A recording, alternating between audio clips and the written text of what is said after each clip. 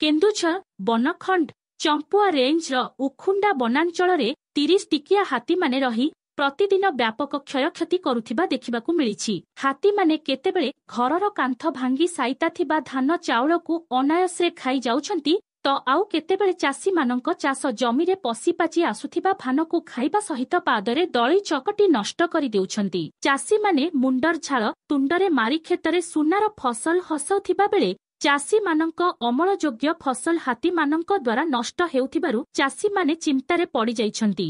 ହାତୀମାନେ ଉଖୁଣ୍ଡା ବନାଞ୍ଚଳର ନନ୍ଦପୁର, ଷଡ଼ଙ୍ଗୀ, ଜାଲି, ଜ୍ୟୋତିପୁର, ପଡୁଆ ପଞ୍ଚାୟତର ବିଭିନ୍ନ ଗ୍ରାମର ଚାଷ ଜମିରେ ପଶି ବିଲରେ ପାଚି ଆସୁଥିବା ଧାନକୁ ଖାଇଯାଇଛନ୍ତି। ବନ ବିଭାଗ ହାତୀ କବଳରୁ ଧାନ ଫସଲକୁ ରକ୍ଷା କରିବା ପାଇଁ ସତଚେଷ୍ଟା କରୁଥିଲେ ମଧ୍ୟ ସଫଳ ହୋଇପାରୁନାହାନ୍ତି। ହାତୀମାନେ ପ୍ରତିଦିନ ଫସଲ କ୍ଷତି କରୁଥିବାରୁ ଚାଷୀମାନେ ଏବେ ଚିନ୍ତାରେ ପଡ଼ିଯାଇଛନ୍ତି ହାତୀ କବଳରୁ ଧାନ ଫସଲକୁ କିପରି ରକ୍ଷା କରିବେ ବୋଲି। ବ୍ୟୁରୋ ରିପୋର୍ଟ, ବୈତରଣୀ ଖବର।